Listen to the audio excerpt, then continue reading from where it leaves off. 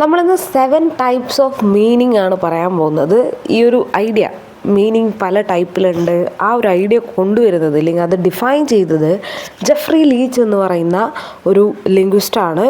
അദ്ദേഹത്തിൻ്റെ ബുക്കായ semantic study of meaning 1974 എഴുതിയ അദ്ദേഹത്തിൻ്റെ ബുക്കിലാണ് അദ്ദേഹം 7 ടൈപ്പ് മീനിങ് പറയുന്നത്. ഓക്കെ, നമ്മുടെ വിചാരം എന്താണ്, നമ്മൾ പറയുന്ന വാക്കിന് ഒരർത്ഥം മാത്രമേ ഉള്ളൂ എന്നാണ് നമ്മുടെ ഒരു ഐഡിയ അല്ലേ. പക്ഷെ അങ്ങനെയല്ല, അദ്ദേഹം പറയുന്നത് ഓരോ വാക്കിനും അല്ലെങ്കിൽ ഓരോ ഐഡിയയും നമ്മൾ പറയുന്ന ഓരോ കാര്യത്തിനും 7 രീതിയിൽ നമുക്ക് മീനിങ് കൊടുക്കാം എന്നാണ്. Okay, first one is denotative meaning. Denotative meaning is A conceptual meaning, is also called as logical or cognitive meaning. It is the basic propositional meaning which corresponds to the primary dictionary definition.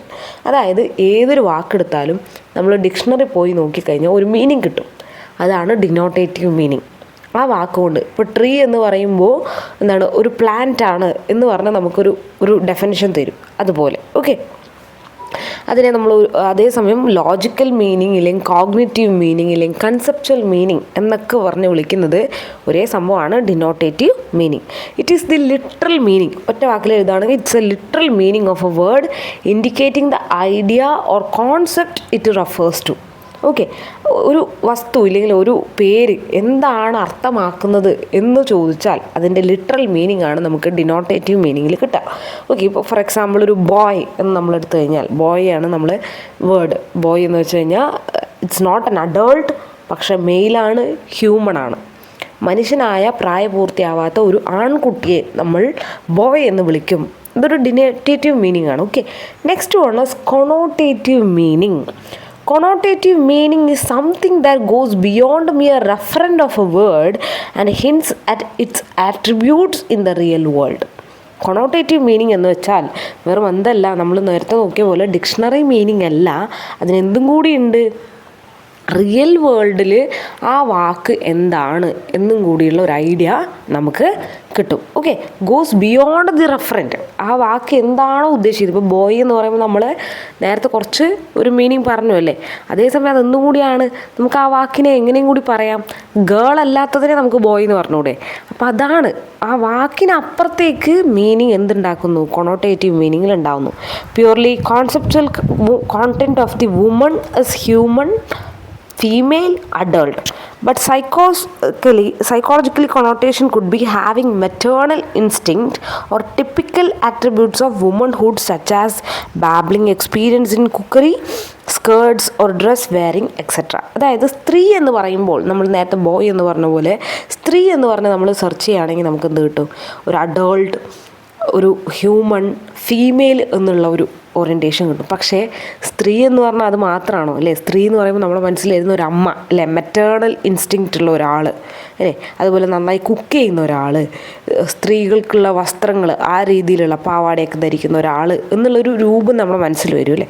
അതാണ് connotative meaning. Next is social meaning. Social meaning conveyed by the piece of language about the social context of its use is called social meaning. സമൂഹത്തിൽ നമ്മൾ എങ്ങനെ ഒരു വാക്ക് ഉപയോഗിക്കുന്നു അപ്പോൾ അതിനുണ്ടാവുന്ന ഒരു കോണ്ടെക്സ്റ്റിൽ ഉണ്ടാവുന്ന meaning ആണ് സോഷ്യൽ മീനിങ് അല്ലേ. അതായത് ഹോം എന്ന് പറയുമ്പോൾ, വീട് എന്ന് പറയുമ്പോൾ നമുക്കെന്താണ്, അത് ഡൊമസിൽ എന്നുള്ളത് ഒഫീഷ്യലാണ്. ഇപ്പോൾ ഹോം എന്നുള്ള വാക്കിന് തന്നെ പല സിറ്റുവേഷനിൽ പല വാക്കുകളാണ് നമ്മൾ ഉപയോഗിക്കുക അല്ലേ. ഹോം ഒരേ സമയം ഹൗസ് ആവാം, റെസിഡൻസ് ആവാം, അപ്പാർട്ട്മെൻ്റ് ആവാം അല്ലേ, എല്ലാം വീടാണ്. പക്ഷേ അത് പല സോഷ്യൽ കോണ്ടെക്സ്റ്റിൽ പല സാഹചര്യങ്ങളിൽ അതെന്താവുന്നു, പല അർത്ഥങ്ങൾ നമുക്ക് തരുന്നു. അതായത് സോഷ്യലി എങ്ങനെയാണ് ഒരു വാക്കിൻ്റെ മീനിങ് എന്നാണ് നമുക്ക് സോഷ്യൽ മീനിങ്ങിലൂടെ കിട്ടുന്നത്. Next is affective or emotive meaning. It refers to emotive association or effects of words evoked in the reader, listener. അതായത് ഒരു വാക്ക് പറയുമ്പോൾ അത് കേൾക്കുന്ന ആൾ, പറയുന്ന ആൾ അതിന് കൊടുക്കുന്ന ഒരു ഇമോഷണൽ ഇല്ലെങ്കിൽ അതിൽ നിന്ന് കിട്ടുന്ന ഒരു മീനിങ് ഉണ്ടാവും അല്ലേ. നമ്മളൊരാൾ നമ്മളോട് ഇഷ്ടമാണെന്ന് പറയുന്നു അല്ലേ, അല്ലെങ്കിൽ വിശക്കുന്നു എന്ന് പറയുമ്പോൾ നമുക്ക് ഉണ്ടാകുന്ന ഒരു ഫീലിംഗ് ഉണ്ട് അല്ലേ. അത് ആ ലിറ്ററൽ മീനിങ് അല്ല. വിശപ്പ് എന്ന് പറഞ്ഞാൽ എന്താണ്, ഭക്ഷണം കിട്ടാതെ വിശന്നിരിക്കുന്ന അവസ്ഥ, ആണ് വിശപ്പ് അല്ലെങ്കിൽ എന്താണ് ഫുഡ് വേണം എന്നുള്ളതുകൊണ്ട് അർത്ഥമാക്കുന്നത് ഡിനോട്ടേറ്റീവ് ആണെങ്കിൽ, പക്ഷേ അത് നമ്മൾ കേൾക്കുന്ന ആളുണ്ടാക്കുന്ന മീനിങ് അനുസരിച്ചാണ് എഫക്റ്റീവ് ഓർ ഇമോട്ടീവ് മീനിങ് എന്ന് പറയുന്നത്. Okay, the personal feelings of A listener and also the attitude towards the listener. Okay, അതായത് പേഴ്സണൽ ഫീലിങ്സും കൂടി മിക്സ് ആവുമ്പോൾ അത് ഇമോട്ടീവ് മീനിങ് ആയിട്ട് മാറും. ഓക്കെ, അതായത് ഹോം എന്ന് പറയുമ്പോൾ ഒരു സെയിലർക്ക് സോൾജിയർക്ക് എന്താണ്, മദർ എന്ന് പറയുമ്പോൾ മദർലെസ് ചൈൽഡിന് മദർ എന്നുള്ള ഫീലിംഗ് എത്രയായിരിക്കും, അതുപോലെയാണ് ഇത് ഉദ്ദേശിക്കുന്നത്.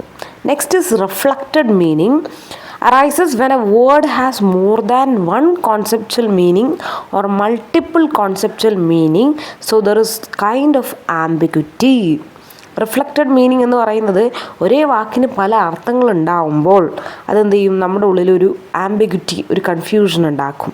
അപ്പോൾ അതിനെയാണ് നമ്മളെന്ത് പറയുന്നത്, റിഫ്ലക്റ്റഡ് മീനിങ് എന്ന് പറയുന്നത്. ഓക്കെ, അതായത് the word gay was frequently used in the time of William Wordsworth, but the word is used for homosexuality. Okay, പണ്ട് ഗേ എന്നുള്ള വാക്ക് വളരെ കോമൺ ആയിട്ട് ഉപയോഗിച്ചിരുന്നു, പക്ഷേ ഇപ്പം അതിൻ്റെ മീനിങ് മാറി. ഇപ്പോൾ ഒരു ഹോമോസെക്ഷുവാലിറ്റി എന്നുള്ള അർത്ഥത്തിലേക്കാണ് എന്ത് വരുന്നത്, ഈ പറയുന്ന ഗേ എന്നുള്ള വാക്ക് ഉപയോഗിക്കുന്നത്. So the term is originally use to mean care free, happy, bright and showy. അതായത് പണ്ട് കെയർ ഫ്രീ എന്നുള്ള അർത്ഥം ഇല്ലെങ്കിൽ ഒരു ഹാപ്പി എന്നുള്ള അർത്ഥത്തിലാണ് ഗേ ഉപയോഗിച്ചിരുന്നെങ്കിൽ ഇപ്പോഴെന്തായി, അതിൻ്റെ റിഫ്ലക്റ്റഡ് മീനിങ് മാറി. Next is collocative meaning which is associated with the meaning of a word acquires in line with the meaning of words which tend to co-occur with it. അതായത് കൊളോക്കേറ്റീവ് എന്ന് പറയുമ്പോൾ കൊളോക്കേഷൻ അറിയാമല്ലോ, ഒരു വാക്ക് ഒരു വാക്കിൻ്റെ കൂടെ മാത്രമേ പോകുള്ളൂ അല്ലേ, അതാണ് കൊളോക്കേറ്റ് ചെയ്യുക എന്ന് പറയാം. അപ്പോൾ അതുപോലെ ചില വാക്കുകൾ ചില സിറ്റുവേഷനിൽ അല്ലെങ്കിൽ ചില വാക്കുകളുടെ കൂടെ മാത്രമേ പോകുള്ളൂ. അപ്പോൾ ഉണ്ടാവുന്ന മീനിങ് ലൈക്ക് പ്രിട്ടി, ഹാൻസം എന്നൊക്കെ പറയുന്നത് കൊളോക്കേറ്റീവ് മീനിങ്ങിൽ വരുമ്പോൾ ഡിഫറെൻ്റ് ആണ്. പ്രിട്ടി എന്ന് പറയുന്നത് ഗേളിനെ മീൻ ചെയ്യാനാണ് ഉപയോഗിക്കുന്നത്. ഗോർജിയസ് എന്നുള്ളത് നമ്മൾ സ്ത്രീകളെ പറയാനാണ് ഉപയോഗിക്കുന്നത്. ഹാൻസം എന്ന് പറയുന്നത് മെന്നിനെയൊക്കെയാണ് നമ്മൾ പറയുന്നത്. ഓക്കെ, അപ്പോൾ അത് ചില വാക്കുകൾ ചില വാക്കിൻ്റെ കൂടെ മാത്രം പോവുക. Next is thematic meaning. What is communicated by the way in which the speaker or a writer organizes the message in terms of ordering, focus and emphasize എന്നാണ്. എങ്ങനെയാണ് ഒരാളത് ഓർഗനൈസ് ചെയ്യുന്നത്, ഒരു വേർഡ് ഒരു സെൻറ്റൻസ് ഓർഗനൈസ് ചെയ്ത് ഒരു message organise ചെയ്ത് പറയുന്നത്. Okay, Miss Smith donated the first prize and the first prize was donated by Mrs Smith എന്ന് പറയുമ്പോൾ രണ്ടും എന്താണ്, അവിടെ ഇമ്പോർട്ടൻസ് എന്തിനാണ് കിട്ടുന്നത്, ഫസ്റ്റിൽ പ്രൈസിനാണെങ്കിൽ